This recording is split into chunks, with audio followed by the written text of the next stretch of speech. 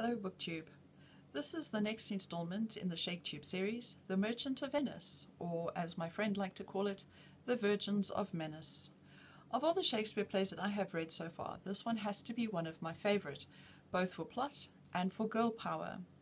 To give the synopsis of the play, we have Bassanio, who would like to try and marry Portia.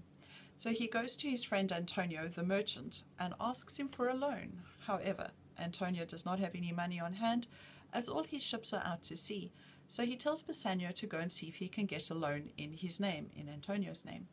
Bassanio does this, he goes to Shylock, and Shylock agrees to the loan with a catch. If Antonio forfeits the loan, he owes him a pound of flesh. Antonio, who does not see a plot device when it slaps him in the face, agrees.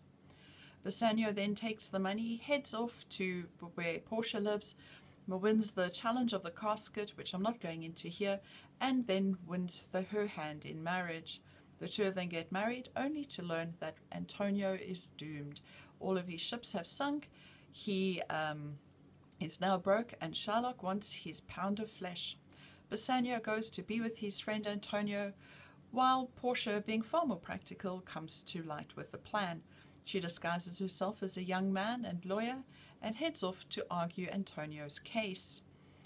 She points out that the agreement between the two of them only asks for a pound of flesh and that no blood could be shed. Now, I love that it was a woman who saved the day. Portia was intelligent and chose not just to accept the situation as it was, but was proactive in making a positive outcome. Positive for everyone though, except for Shylock, who lost everything, which lightly follows the trend of revenge tragedies, as Shylock was really out for revenge. Perhaps Shylock was lucky then to have been spared his life by being in a comedy and not a tragedy. But to not talk about Shylock is to ignore the elephant in the room. Yes, he is a horribly negative caricature of a Jewish person, but is that reason to object to the play? Isn't that like objecting to Huckleberry Finn by Mark Twain because of the racial language? It is through literature that one can really experience the past. We live it through other characters. We see the injustices, we feel the injustices and the prejudices. And I think all of this adds to developing critical thinking.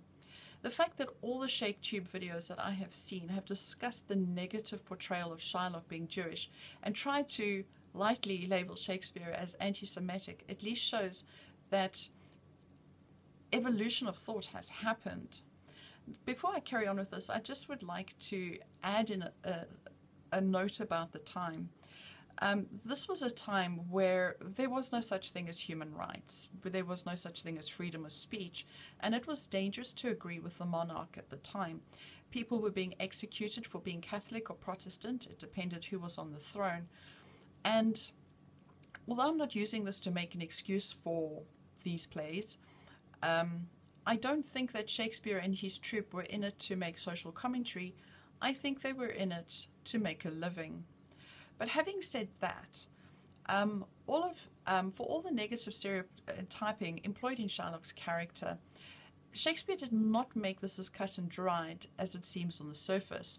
Shylock identifies the similarities between himself and the Christians. He says, "If you prick us, do we not bleed?" which is a similar sentiment which is given by the Prince of Morocco, who was Portia's first suitor, a black man. And he said, "Let us make an incision for your love to prove whose blood is reddest, his or mine," identifying the fact that inside we're all the same. Antonio was clearly very outspoken, though, in his anti-Semitic views.